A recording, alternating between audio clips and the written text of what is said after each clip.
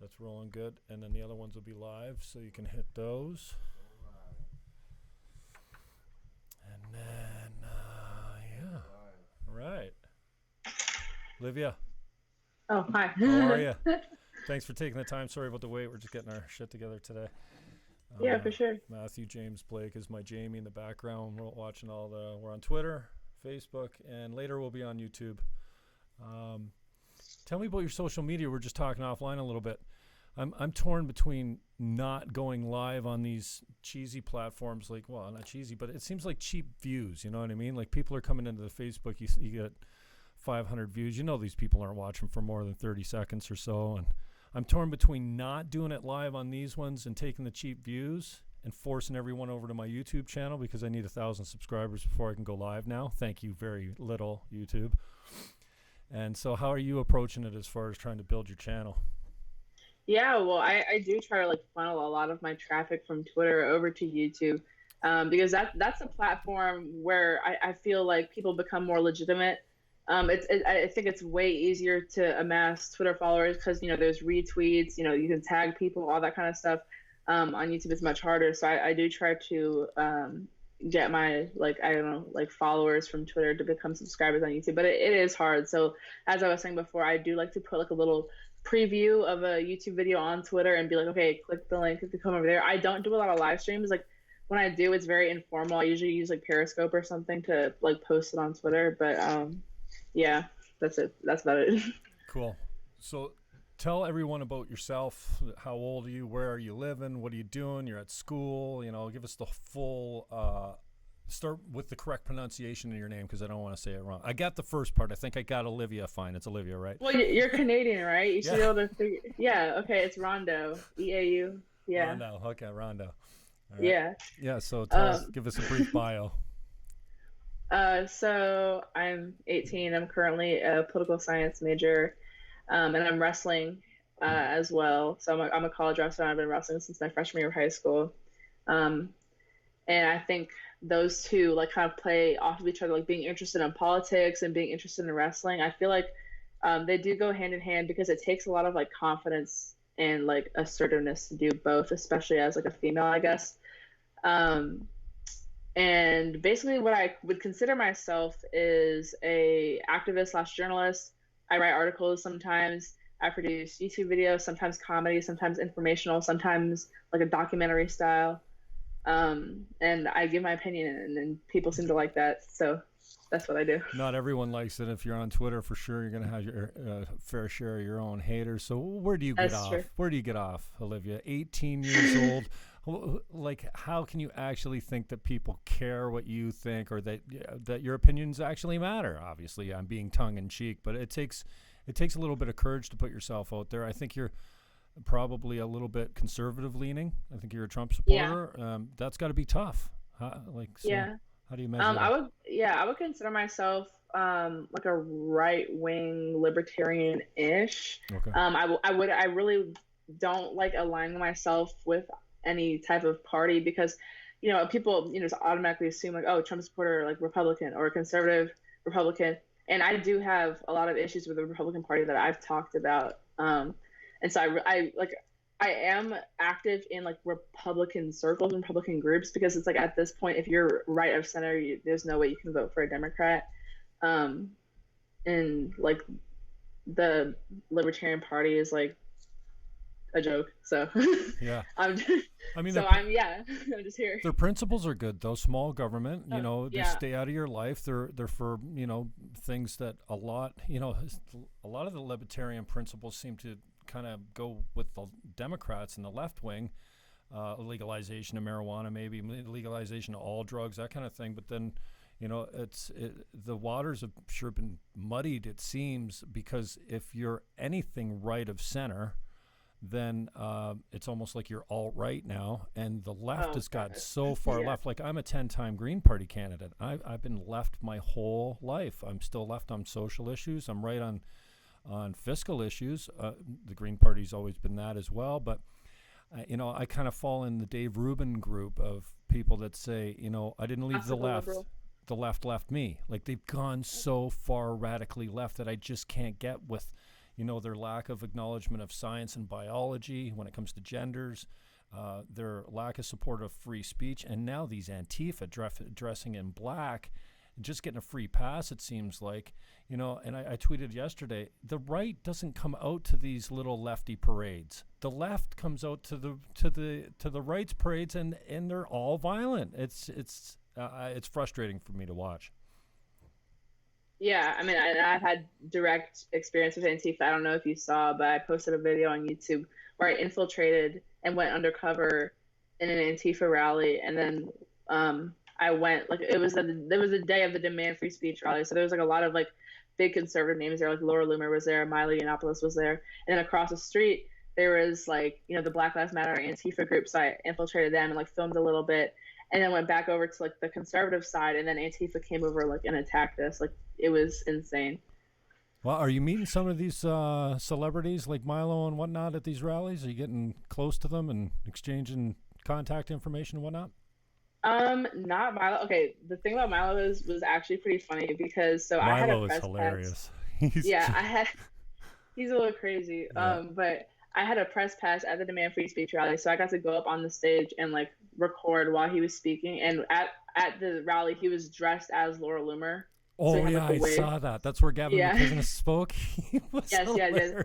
Yeah, and then I really wanted to ask for a picture with him because he's just like an icon. Yeah. But I was like so scared. Like, I felt like he was just gonna drag me for some reason. Like, I don't know. Like he just like he's like I tweeted out. I was like, I wanted to ask Milo for a selfie, but honestly, he's scarier than Antifa, and I mean that as a compliment. And then he found that tweet and posted it in his Telegram channel or whatever, and like a few thousand people saw it. But I don't know. I thought that was cool. He acknowledged my existence, but I was too scared to talk to him. That's awesome. And having him as the MC or I guess the MC of the, what was it, the Pride, the straight Pride parade. Oh God. Yeah. Honestly, I think all those like over the top Pride parades are kind of cringy. Mm-hmm. Like, and then I feel like none of the signs I saw from the march, they like didn't have anything to do with like heterosexuality. I just saw like a lot of like American flags, a lot of Israeli flags, lots of like Trump hats and stuff. I don't know. I think what the left and the media don't really understand is that this is a big troll. The straight Pride parade was nothing about for sure. Like, it wasn't really about like straight pride. Like, no. They're not like proud of being straight. It was just like a big joke, kind of. I've never considered being proud of my heterosexuality. I've just been that way all the time, and I'm fine. You know what? If you want to be gay or even trans, be who you want to be. Call yourself who you want to be. Even, be the sex you want to be. I have no problem with that. Now, I got a little bit of a problem with the kids. Like, that's what I'm saying. Because like, even like the trans issue and how like it's like LGBTQIA2SS plus. That's where I have a little bit of an issue, because I think like, love who you love. Like, I literally have no issue with that. Like, that's where I am very libertarian on. Like, I'm pretty libertarian on like marijuana and like same-sex couples, same-sex marriage, all that kind of stuff. But like when it comes to children transitioning, which is like growing exponentially, especially in places like the UK where they're pretty lax on that type of stuff, like, it's crazy. Like, I just feel like every day I read a story about like a 3-year-old that changed his name, or like a 10-year-old that's on like puberty blockers. Like, it's actually insane. So that's where I'm not libertarian on. I'm like, yo, we need like some type of rules in place, because the kids cannot do that. Like, that's child abuse. So what do you feel are the top issues for you? What do you think? I pose this question to many people that come on the show. It goes something like this. Like, what do you think the top few issues are, conversations that we need to have or are having very badly right now that we need to get right? I think, there's obviously one with free speech. I think anyone on the right now is concerned about free speech, especially the way conservatives are being censored. And then, maybe there's a religious conversation that we need to have, the Muslim, Christian, Jewish question, type of thing. So what do you think are the top issues, or what do you find yourself really passionate about talking about these days?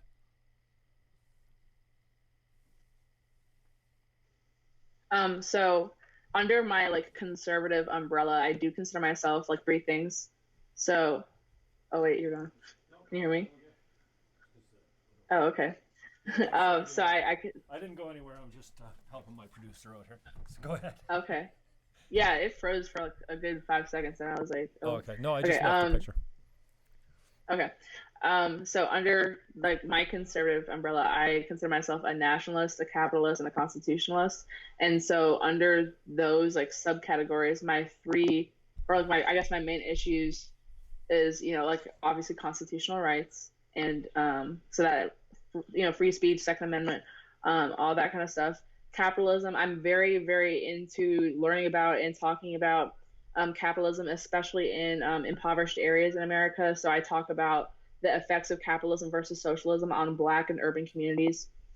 And then I like to talk about immigration. So those are like my things, because I'm very passionate about immigration, and I think that I'm more right on that than most Republicans. So my views are like kind of all over the place, but mainly conservative. So as far as conversations go, what conversations do you think we're doing really badly that we need to have a better understanding of and a more fulsome debate of? Race, for sure. Race? Okay. I'm surprised to hear you say that. Yeah, no, like I'm not one of those people that's like, oh, everything's racist, blah, blah, blah, blah, blah. Okay. But I just mean in the sense that, so the left is like, everything's racist. If you're this race, you have to do that. If you're that race, you have to vote for that. Like I've experienced that myself.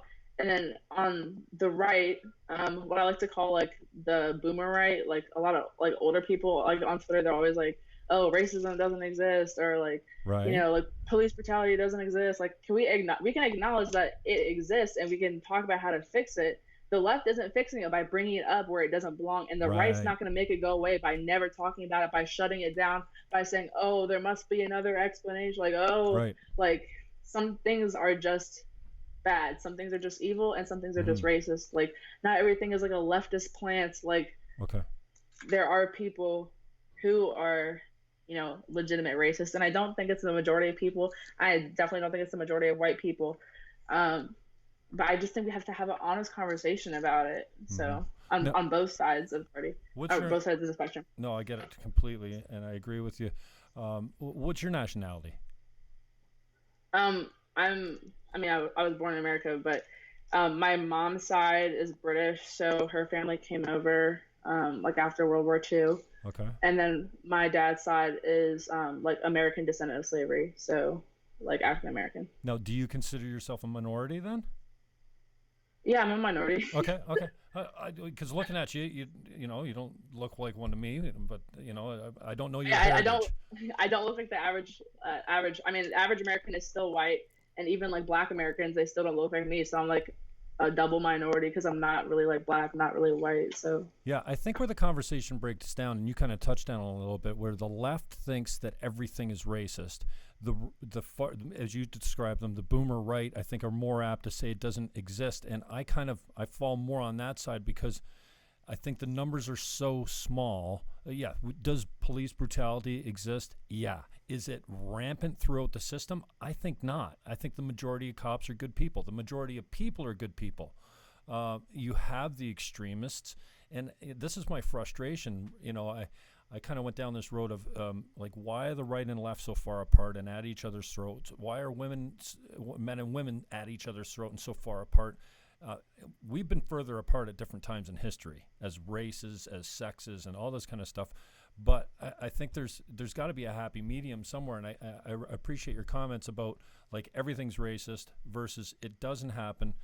But in the greatest scheme of things, I think when it does happen, it's such a small minority, but then the minority seems to have a really loud voice promoting injustice these days, and then it turns into everything's injustice, everything's racist, everything's sexist, and it turns into a false narrative, like the gender pay gap. I mean, we've closed it. Women are doing great before 35. In fact, they're earning more than men before 35. And then, they have babies after. What do you think? They're going to go out of the workforce for a lot of them. Like, babies are important to people, men and women. They like to have families. Shocker, so. Yeah, I agree, and I feel like that whole gender pay gap narrative is just kind of I feel like it's like it's not only pitting men and women against each other, but it's also kind of making them like one and the same. Like I don't think women and men have to like be exactly the same at everything. Like they can be equal and be treated equal, have equal rights, but like not accounting for the fact that yeah, lots of women like to be stay-at-home moms, like lots of women like to have kids, like lots of women have to settle down. That's not like unfeminist of you. That's not like that's not internalized misogyny. Like you don't have to go to work if you have a husband and you have kids, like you don't have to, like it's fine. And I'm not even a traditionalist. Like I'm not really about that, but I'm not going to judge you if you are, you know? Yeah. Talk to us about your wrestling career a little bit. Do you have the talent to go pro, do you think? Is that something you envision doing, or where do you want to take it? Or are you just doing it as like a hobby, as a sport, as a young woman? Well, like pro, like WWE pro? I know that kind of pro. Like, I mean, Olympic maybe? Well, Olympics not pro, but Yeah. Do you see a career in it? I mean, in 2017, I don't even talk about this a lot, but in 2017, I was actually on the Olympic development team for wrestling. And so I moved, I went to boarding school, did the whole thing, wrestled, all that kind of stuff. So I do think I have the potential. Now that I'm focused more, I've been focused more on politics and like, school and all that kind of stuff the past year, like my senior year of high school. But now I'm at college and, getting back into it. But yeah, I mean, there was a time when the Olympic coaches were really looking at me, and I'm a 6-time All-American and I'm a 3-time national champion. So, nice. I mean, I don't know. It depends. It depends honestly, it depends how far I want to go with it, because, like, not at the risk of sounding like really cocky, I feel like if I really put my heart and my mind into it, I could do it. Mm-hmm. It just depends if I'm like spreading myself too thin with all the other stuff I do. Well, it's going to take a huge sacrifice too, a lot more than your studies would take. I mean, training is, it's all day, all night. If you want to stay in Olympic form, you've got to be eating right, sleeping right, controlling everything about your body. Really, you can go all day with your studies and kind of go off the rails all over the place if you want. You know what I mean? But if you're an athlete, that's some dedication and a serious sacrifice. Yeah. You watching MMA at all? Yeah, I used to watch UFC with my dad like a lot. Not too much lately. I'm not a huge fan of like television in general lately, but I used to watch UFC. Like I remember when Ronda Rousey was first on the scene, yeah. And like I was obsessed with the original UFC women, like Ronda Rousey, Miesha Tate, like going at it. I loved them. I also liked. I was a big fan of the wrestlers and the grapplers before I even wrestled. So like I would watch like Brock Lesnar. I also loved Anderson Silva a lot. I think the last UFC fight I watched was probably like McGregor versus Khabib, which was really? last year. Yeah, I don't watch it anymore. It was kind of a funny fight though. What are you active at school? You say you're politically active. What are your pet projects down at school? And what school are you at anyway, if you can say? Yeah, I could say I'm at a school called East Stroudsburg. It's in East Stroudsburg, Pennsylvania.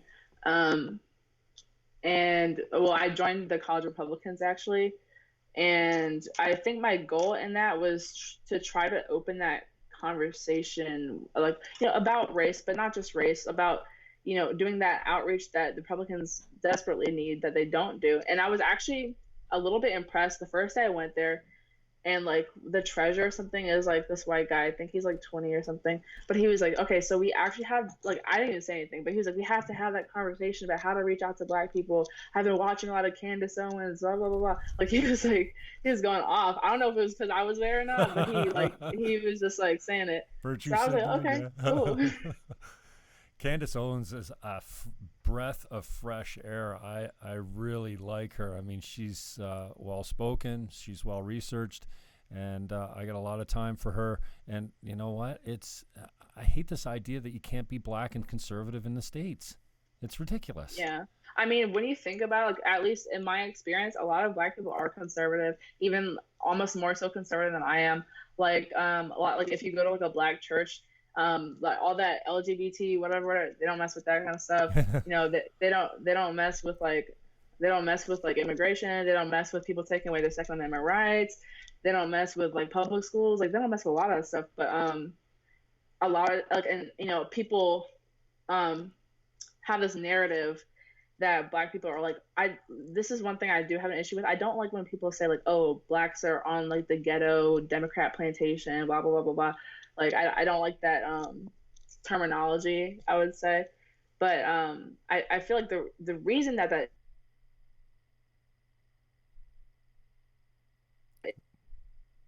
or not with race and race relations, and then in a lot of these like Democratic strongholds, the Democrats run unopposed or against a like nobody candidate who has like 12 Twitter followers. Like it's not going to happen unless the Republicans actually try. So instead of sitting around here and being like, you're on a plantation, be a free thinker, blah blah blah, like they actually have to try. So I feel like that's why I kind of joined College Republicans, because I was like, nothing is going to change unless I'm a critic of the Republican Party as a conservative.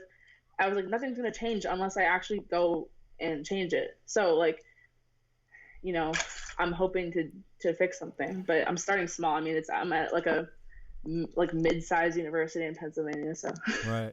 So is that where your roots come from, as far as you're looking to make a change? You think you can make a difference? You can foster a better conversation. You can be active in just maybe not changing people's mind, but just getting the conversation started. Yeah, again, at the risk of sounding cocky, I do think I can make a change, and that's why I'm majoring in political science, because I would like to come back and be in local government, especially Baltimore and DC, because I'm from Maryland. I'm like halfway in between DC and Baltimore. I'm in Montgomery County, so yeah. So that's kind of what I want to do. I really like. I don't know. I consider myself to be like a very pro-Black person, and I feel like Black people have had like the short end of the stick, in American historically, and right now, they're kind of stuck. So like my dad's family's from Detroit, and a lot of his family is still stuck in that system, that cycle, and that's what I would try to fix if I was like elected, but like down here in Maryland. And at the risk of offending you, what do you want to do when you grow up? Do you know yet? A little offended. I'm just kidding. Well, I would like to continue with my journalism. So you saw I was recently on OAN, which I thought was like really cool. It was a nice experience. And I met like the chief editor or somebody. Like I met a lot of people, and they were like, "Oh yeah, you can intern for us next summer." So I was like, "But." Because I really like journalism, and when I was there, I really liked the way they do things there.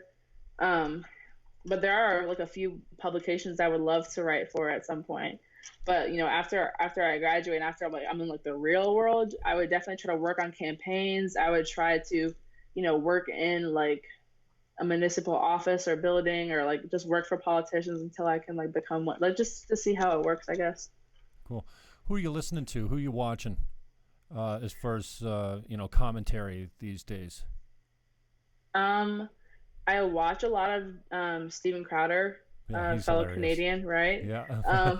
Well, I always joke, I always tweet, he hasn't liked one of my tweets. I can't get any action off this guy. Every tweet.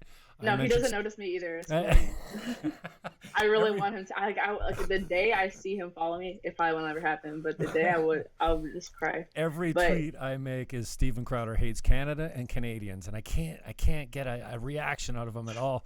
I know he's Canadian, so it's a fellow Canadian, and I'll just say about Crowder: one, hilarious. He can act. Yeah, he does the greatest impressions. He's well produced. That is not a cheaply run station. I know, like his network. Like the comedy stuff he does looks like an actual movie. Like sometimes, like oh yeah, that Kiss video that he did, and the impressions and everything. It's just nails. I think his live show's a little bit overproduced. Like I think it's a little not overproduced, but it seems a little scripted. You know what I mean? Like from even the players on the outside, and maybe it's just me, but he's a guy I got a lot of time for. I very rarely miss a Thursday night at 8:00 when Crowder's on. I love him. But who else are you watching? I watch a little bit of Dave Rubin. I think he has interesting guests, and sometimes he brings on guests that aren't like well known. Like it's not always like a superstar pundit or whatever. So I do enjoy that. Max Bernier's a nobody basically from Canada and brand new federal party. Not a nobody, he's an elected MP, but he Well, doesn't I know have who the that is. profile. Yeah, he doesn't have a profile that well. And I was impressed when Ruben had him on. And Ruben is such a sweet human being, and he really gives people space to talk. And I think Rogan does a good job of that as well. But I've gone away from Ruben a little bit more because I just don't have the time. Not obsessed, but I can't get enough of Tim Pool. Like, he's putting out so much product, and for a left-leaning guy to be that objective, I like his style, and I like his objectivity. So, who else are you watching? You a Shapiro fan at all? I used to be. Like, he was who I watched him in high school, like all those videos. It's like Ben Shapiro destroys feminist post, yeah. I watched all those or whatever. Yeah. I don't like dislike him. I'm not like super like in love with his commentary and stuff anymore. I just feel like I outgrew it a little bit. I don't know.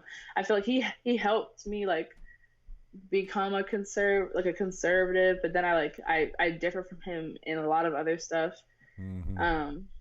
Like, for example, like his comments on like gay marriage, and how he feels the need to say that he hates rap music every month. So yeah, I don't know. And the Jewish question, obviously, he's really pro-Israel. I mean, and not that there's anything wrong with that, but I mean, I like Shapiro too. He seems to be objective for the most part. What I love about Shapiro is he has no problem ripping and dragging Trump, and sometimes he deserves it. And well, sometimes when he rips Trump, like I've been like, sometimes it's like I don't know. I think sometimes it's like so unnecessary. Like, there was this one tweet, I honestly forgot what it was about, but he congratulated Trump on doing something right, and then like just called him a name. So I was like, is that necessary? Like, I get it, but like, I don't know. I feel like sometimes he tries to pander too hard and be like, look, I'm a good conservative. I'm not an evil, deplorable. Look at me, liberals. And it's like not working. Right now, the most entertaining guy on the planet for me is Gavin McInnes. I can't get enough of that guy, man. And I guess when you got a little bit of money and you don't have to worry about getting a job and whatnot, you can say whatever you want. And I mean, Dave Chappelle's new special, I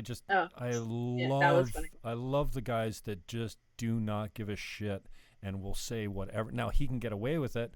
I love the joke about when the creative director or somebody, the compliance officer, drags him in and says, "Now, Dave, you can't say faggot," and he's like, "Oh, yeah, wait a second. That, like, I'm not going to go do the whole bit because I don't want to say the word that he blasts, but." And he can get away with it because he's a gajillionaire, but just funny. And then I find out he stole Owen Benjamin's joke, like that joke about the LGBT and driving the car. Owen Benjamin, was that stolen? Yeah, Owen Benjamin did. Well, Owen didn't have them in a car, but he was talking about the L's and how no one likes to be, or like he was. Yeah, a lot of that. One specific line was. That. Yeah, no, I saw Benjamin. And I used to watch Benjamin too, but he kind of went off the rails a little bit as far as, well, I don't know. Here's another guy that just doesn't care. He'll just say it. But these guys are comedians. So there's something different about a guy like Dave Chappelle. Compare him to Shapiro, let's say. You can't say, Crowder can even get away with because they're considered comedians. But if you're just a regular guy, you can't be funny like that. And then maybe I should be a comedian instead. Yeah, well, I just want to say all the stuff I want to say. But if I say, "Oh, it's for comedic effect," they're like, "Oh, you're fine, you're good." Yeah, that's awesome. That's awesome. What other issues? What kind of tweaks you right now when you go on social media? And I try to stay off it in the mornings because I don't need my head filled with garbage right off the bat. Sometimes I don't do very well at that, but. There's some things that you look at and you go, oh, geez. Like, what tweaks you as far as, incites your inner rage, let's say?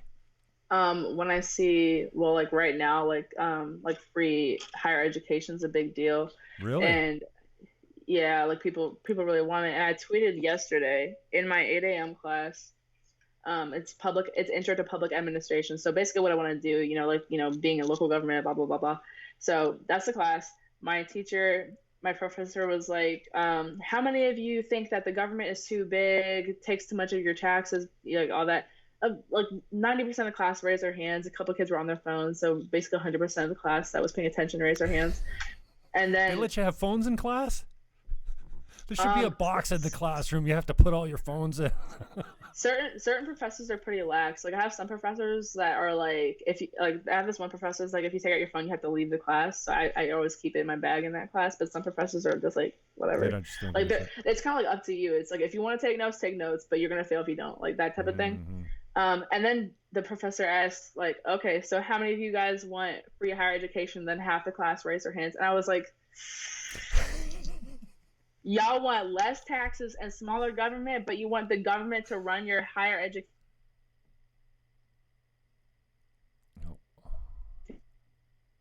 Elementary schools and all that kind of stuff. So it's like, why would you want that? Sorry, we just lost you for the you just catching fire, and we lost the tail end of that little clip. Anyways, you were going on about your reaction to people with free higher education, and how you want to pull your hair out after you. I mean, it blew my mind that like the cognitive, like just oh my god, just on one hand you want lower taxes, smaller government get out of your life, and on the other hand you want the government to literally own the school that you go to for higher education, the one that you want to go to launch your career, launch your job, learn how to like manage your finances and all that kind of stuff. I mean, I don't even like public schools in general. Like I think we should have like more charter schools, more private schools. Charter schools are doing great, especially in the Black community. They're so successful. That's what I'm saying. Wow. It's like, what I don't get what the problem is when we see something that works. When we jump on it, I don't know. It just seems like, oh yeah, that works, but yeah, we don't want to go that way. People view it like I know, like people view charter schools as kind of like elitist, even though it's like the government is the one that's elitist. They're literally taking your money to force your kid to go to some crappy school that they chose for you that you can't switch. Like if you're in that zip code and you have to go to a crappy school, you go to that crappy school. So yeah, I really am not a huge fan of public schools. I've been in a mixture all my life. Like I've been to private schools, public schools, online school, and now I'm in university. Like I've seen it all. So yeah, not a fan of public schools. So that really blew my mind when they were like, yeah, free college, but lower our taxes though, lower them taxes. Yeah, now I get the hypocrisy of it all that kind of tweaks you a little bit, but obviously, how are we going to pay for it is the next question too, right? So it's a financial question as well. Yeah, whenever I see any hint of socialism, I like I just want to throw it. But I think the big misconception about America is like a lot of people think America is like this great capitalist country when there's a lot of socialist aspects of it that I would like to get rid of. That's where I'm very really right on. Yeah, I mean I hate Social Security. Like why is it the government's job to take money out of my paycheck? Because I'm too lazy to do it myself, to save for myself. And honestly, anyone under the age of 45 is not going to see that Social Security check anyway. So you're right. And I'm coming around on this a little bit because I kind of take for granted the socialist aspects that we have. In Canada, same thing. We've got hospitals, we've got police, we've got all kinds of things that are run by the government.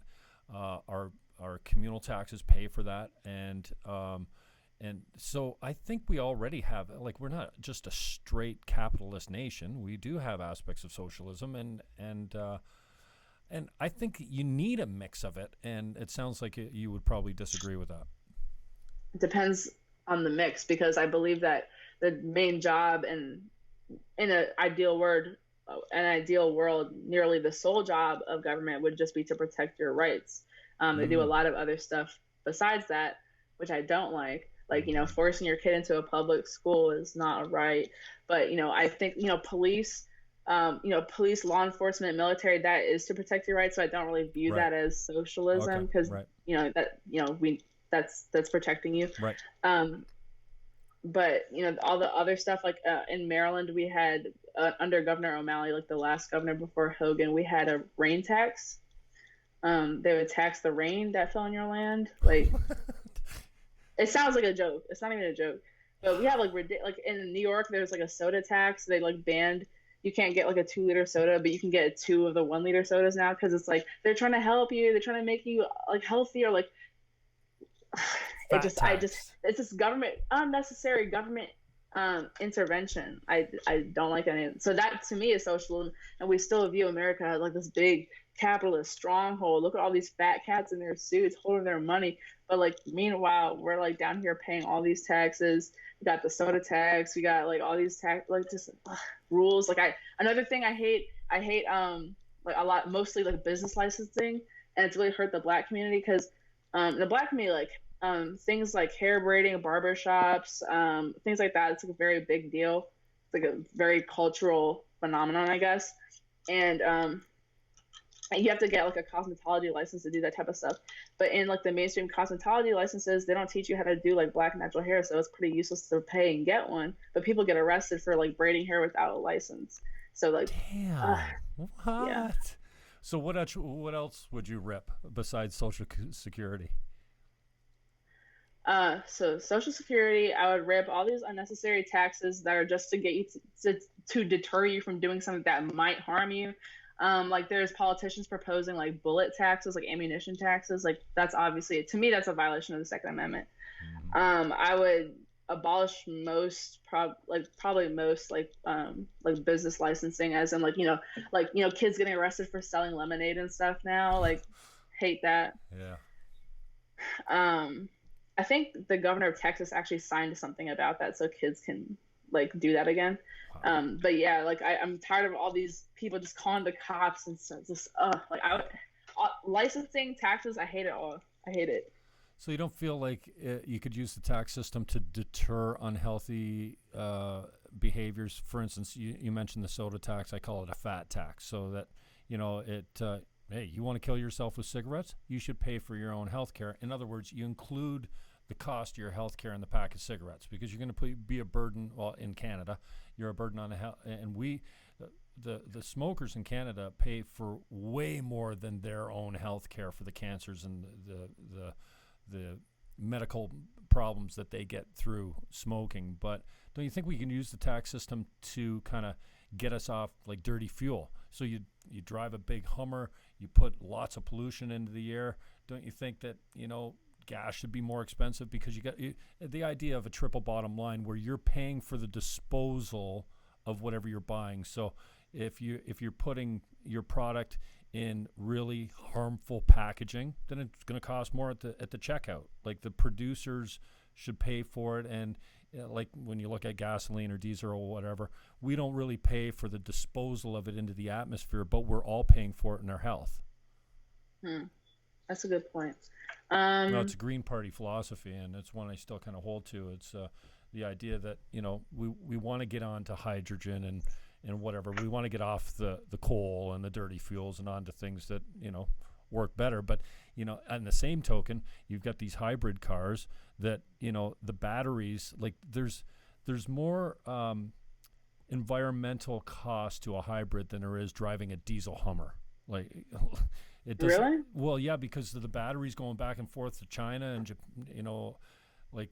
Oh, there's a lot in constructing these things, like the CO2 or the emissions that go into a hybrid are like, you might as well be driving like a Hummer, because they just don't have that component included into it. So I'm interested in that idea of user pay. If you're dirty, you pay. If you're clean, you're driving a bike, you get a huge economic bonus. So something for you to think about maybe. You go ahead. Sorry, go ahead. No. Oh, okay. So like one of the things I'm like not savvy on, I don't talk about the environmental issues a lot, just because I'm like, it's not that I'm not interested in it. Like I try to learn more about it.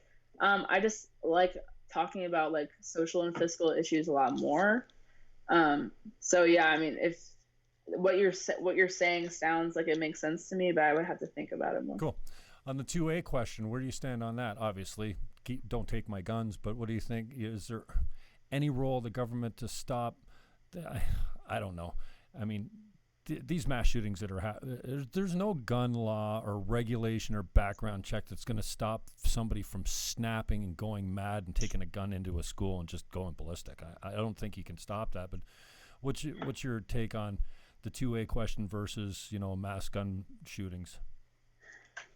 So, when people talk about the mass shootings and stuff, they bring up like other countries, like, oh, the UK doesn't have these shootings. Oh, Australia doesn't have these shootings. They have pretty strict gun laws, which is all fine and dandy. But then when you look at the history of America, like before the 80s, we didn't have all these mass shootings. We didn't have all these school shootings. They basically started off with stuff like Columbine and stuff like that.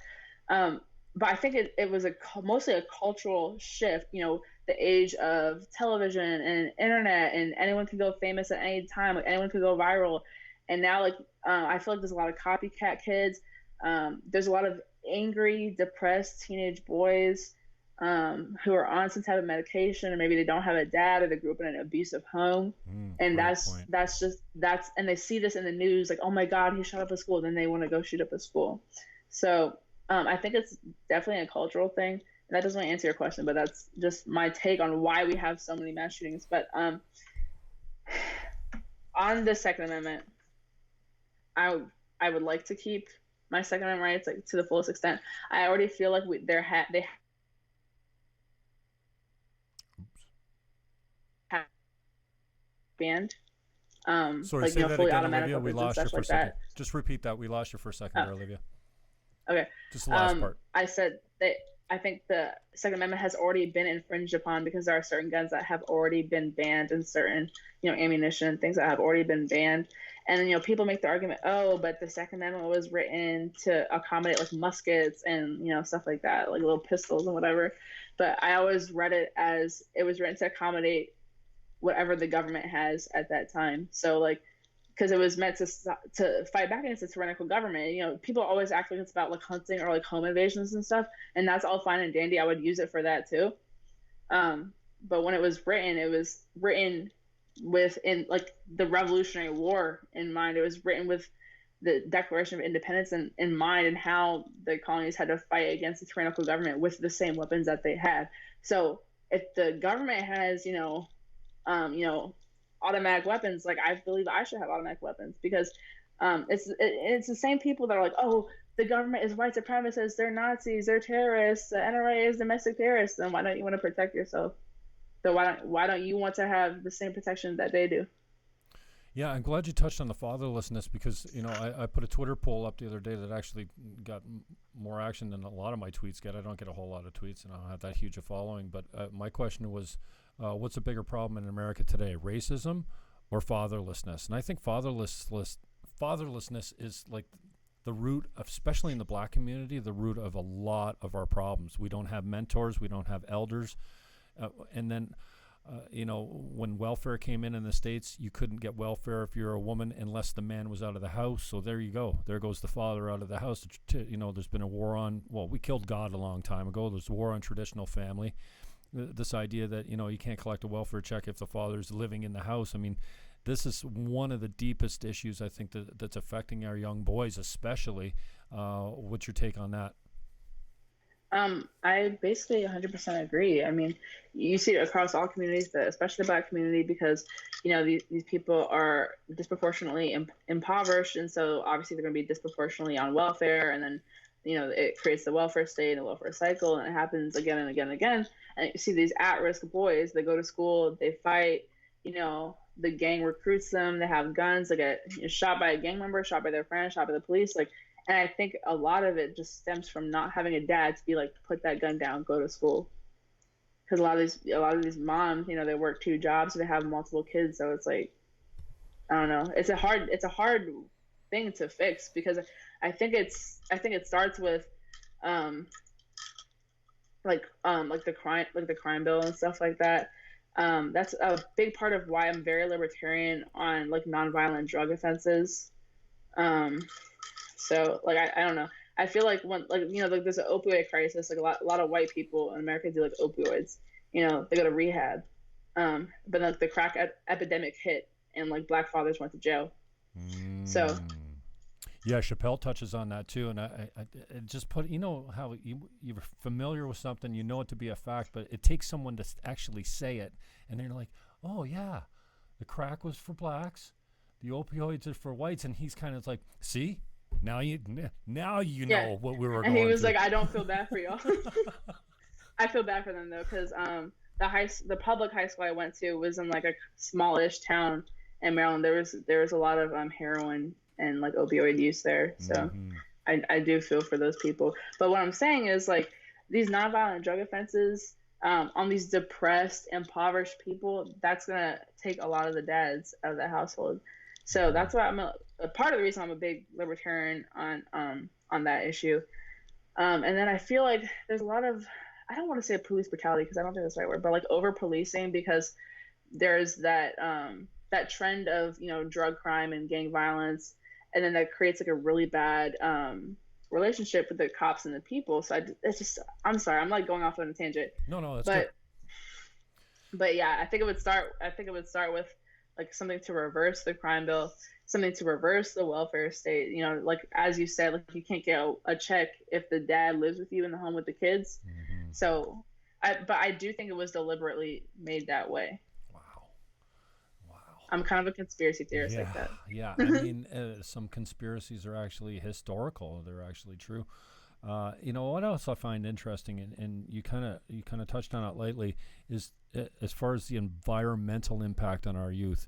I can't remember where I heard this the other day though, but it was the idea that there's certain pockets of communities that have been violent and crime-ridden forever, and like they go back for decades and decades and decades, and looking at police reports and going, oh, look at this. 60s, 70s, 80s, 90s, all through this one little pocket, they've had the same people doing the same crimes over and over and over. I'm not sure what the fix is for that, but I think that it's cultural and environmental from the standpoint of like where you grow up, where you hang out, where you go to school. Hey, there's lots of gang activity, there's lots of murders, lots of guns, lots of drugs, and it never changes. Yeah, well, the thing is, like, Black America wasn't always that way. There was a period after slavery, Reconstruction, where, you know, the former slave states, the Confederacy, was doing their very best to enact disenfranchisement laws against Black people.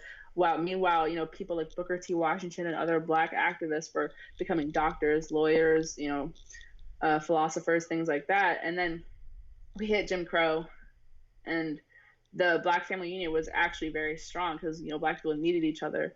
You know, they needed to stick together.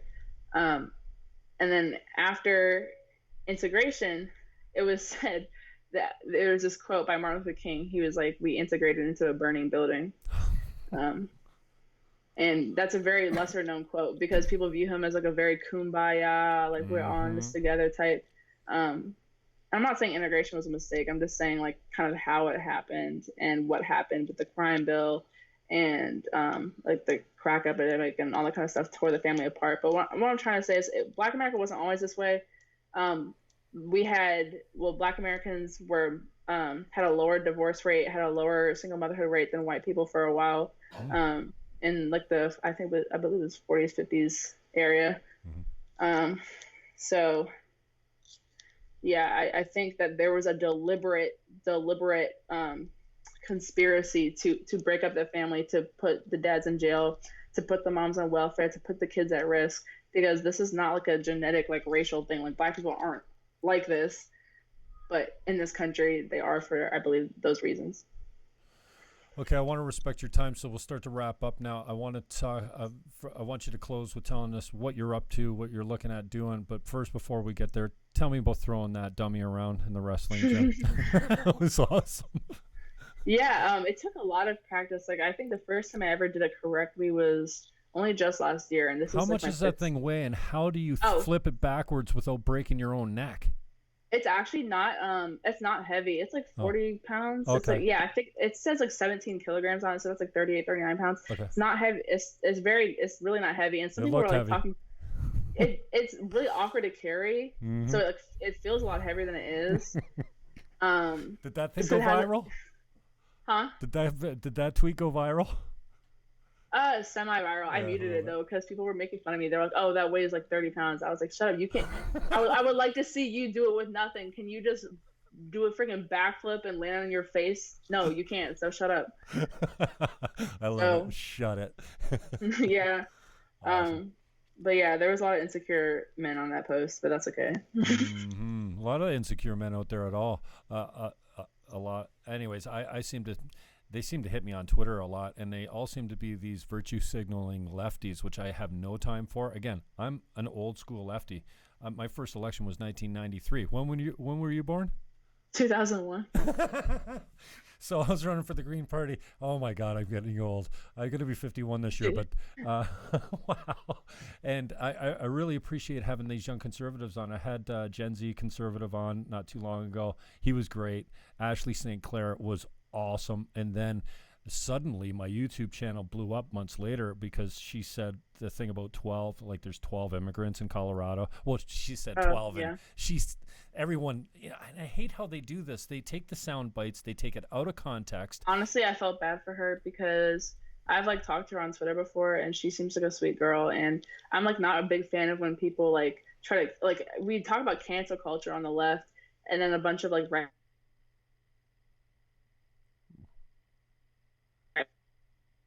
don't agree with her, doesn't follow her. There's no need to like drag people for it. So I think she's a sweet girl. Yeah, sorry, you cut out just at the end there, but yeah, I get your point.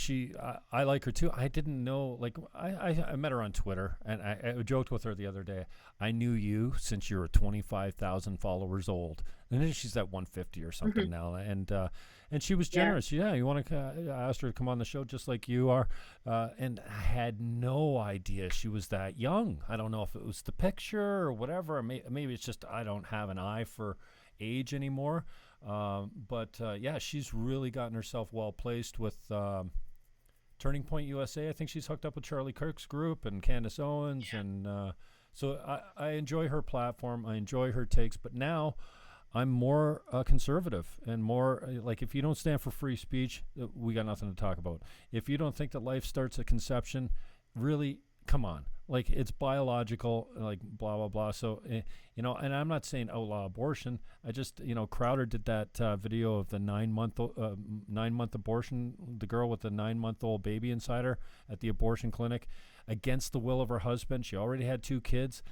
I'm like, how do you, like, I don't even care how you... I think we can reach a compromise on that, though. Like, I think the Georgia heartbeat bill is a good compromise, because I don't think you're ever going to really outlaw abortion. No, and I'm not saying you should. People will like accidentally kill themselves by trying to do it themselves. But I feel like I think a lot of pro-choicers aren't being honest with themselves when they say, oh, it's not alive until it, like, is actually birthed. So I think that, like, when you think of a heartbeat, like, okay, when somebody dies, they don't have a heartbeat. So when someone's born, like, if you can, you know, make that connection, like, I feel that's okay. Yeah. It made a lot of pro-lifers happy. It made a lot of pro-choicers like, well, we still have a little bit. We have a little window to do it. So I think we can come to a compromise. It's definitely not ideal if you're very staunchly pro-life. But I think the Georgia bill is something that we could emulate. Now, tell us a little bit about is it OAN? Yeah, One American News. I thought it was AO. Is that Jackson Network? Is that, okay, yeah. Jack Posobiec, yeah. Yeah, I got a lot of time for him too. He seems pretty reasonable. I don't know him all that well. He's so nice. He's really nice looking person. Yeah. Like I'm always scared of meeting like Twitter people in person. Why? Some of them actually, I'm not gonna name names, but some of these like big celebrities like really mean in person. But oh, come on, drop some names. Who's treated you like garbage when you met them? No, sir. But I will say who's very nice. Jack Posobiec is so nice. Joy Villa is like the nicest person ever. Like, seriously, like, she calls me her little sister. Like, is she on OAN too? Oh no, she's you know who Joy Villa is? No, Joy Villa. Yeah, Villa. She's that girl from the Grammys who wore like the giant MAGA dress, and she went like super viral for it. Oh yeah, I'm not familiar with her, but I don't watch a whole lot of the Grammys either. I didn't watch it either. I saw it on Twitter, and she got so much hate for it. But basically, every year at the Grammys, she wears like a big like "Make America Great Again" dress or some type of conservative thing. And she was at Trump's social media summit like 2 months ago. Oh, okay. But yeah, she's the nicest. A lot of these people are cool. A lot of people kind of suck, but it's like, that's politics. Who else have you been meeting? I've met Candace a couple times. Can't believe she got married. I'm so bummed that she got married. I was so depressed when I saw the ring on her finger, and then she posted wedding photos, and I was just like, it's over for me. I'm done. Yo, I thought she was gonna marry Charlie. Like, that's when she said she was engaged. I was like, Charlie? And it's like some British guy. I was like, okay, well, best of luck to y'all. Charlie Kirk for president? What do you think? You know what? I kind of hate his tweets. They're like like they all look like the same. But in person, he's actually a pretty decent guy. I know a lot of people that work for Turning Point, and I don't like a lot of people that work for Turning Point. Interesting. Yeah, I've been pretty critical of them. I think they need to vet their people more. Like they have a lot of like kind of snakes in the grass, I would say. But I do think Charlie's he's an okay person. Like, he's decent. I don't think he's like corrupt. I think he actually believes in conservatism. If he like didn't have a Twitter and you would just see his videos of him like debating and the stuff that he organizes, I would be like, yes, like he's pretty Right. cool. Oh, okay. But yeah, I don't know. Whoever manages social media is like bad, but like he's a good speaker. He's Yep. young. Mm-hmm. He's very close to the Trumps. Like I've met I've met Donald Trump Jr. and I've met Mike Pence and I've waved at Donald Trump, but I didn't get to shake his hand. 18 years old. Listen to the resume and all the people she's bumping into. So what's next? What are you doing? What's what's the next show you're going to be on? You're going to be on with Candace Owens? Like what? Who's going to bust your Twitter account wide open and make you a superstar? Because you're pretty well known already, so that's good. I don't think I'm well known. I think I've been recognized in public like twice. So, the fame gets to be too much, you know. I was like, no paparazzi. But I don't know. Like I said, I would love to be on Crowder's show. I would love to be on InfoWars, to be honest, because I know people who've been on InfoWars, and they put people on. Like they don't have just like big people on there. Like my friend Camelia, she painted like this painting, and it was like a pro-life painting. It was about a mother who was like mourning her baby, and it went like semi-viral. I think got like maybe 10,000 likes on Twitter. But InfoWars had her on to talk about it. I thought that was really cool. So I would go on InfoWars. I would go on like Crowder's show. I go on a lot of people's shows. Like 90% of the people that DM me, they're like, can you come on my podcast? I'm like, yeah, because I like talking to people. Cool. Well, I appreciate your time, and I want to respect it. I've kept you for about an hour now, so we were a little bit late today. Just on the way out, tell everyone how they can get a hold of you, and you got a Patreon account. We can give you some money, or like what's up? Oh yeah, I do have Patreon. All right. I have one patron, so and I have about 5 followers that probably won't give you anything. So, but it's always worth an ask. Yeah, I'm pretty sure it's just my name. Like if you go on Patreon, search like Olivia Rondeau. It's Rondeau, and then my channel name is the same, like on YouTube. And then my Twitter, like if you don't want to like watching videos or any of that kind of stuff, I post like a lot of my commentary, and I post a lot of my articles that I write on Twitter. So that's at Rondeau Olivia, or just search Olivia Rondeau and you'll find it. Rondeau. Thank you, Olivia. I love you. Keep strong and stay golden. And I really appreciate the time. Thanks for doing this. And we'll get in touch with you the next time you bust something that goes viral, or I get you on Crowder's show. I want you to, I don't want you to say, yeah, I'm too big for the Jim Fannon Show. So I appreciate your time anyways. No, I'll give you a shout out when I have my own show. Awesome. All right. Well, stay golden. Well done. I appreciate all your work out there and your time today. Thanks a lot. Hey, thanks. Bye. Right, cheers. How do you sign this thing in? Just keep them rolling. That's cool. That's Olivia Rondeau if you need her. Pretty cool. That stopped us. Now, I don't know why I couldn't get the recording of the audio on. But let's see if it's... Yeah, there's no audio. I've got an hour of video. I'm going to have to figure out that sucker. Matthew James Blake's going to come up. Thank you, brother, for running. Everything's still rolling? Twitter's rolling? Facebook is rolling? All right. Matthew James Blake's going to come in. He brought his axe, and he's going to play some tunes. Let's just see. Where is this video here? Oh, yeah, we're still live. And, yeah, so Olivia added me earlier. Oh, I forgot I had this shirt on. I found this shirt in the back of the closet. I don't know where it came from, but it's a Mirrors Golf Tournament shirt, and I'm not sure where I got it from, unless it was Brian McMullen's. Yeah, well, they put your weed in it. So stay tuned if you're watching on the Facebook or Twitter. Matthew James Blake is at MJB Niagara, right? He doesn't know. You don't even know you're on Twitter. MJB Niagara. You can add him up there, and we'll talk to you soon. MJ, take us out of here. I should have Jay Beatty's little riff that he played for us, so we can play that on the way in and out of the segments. That'd be good. But catch us soon. Get me out of here, MJ. Wasn't too bad.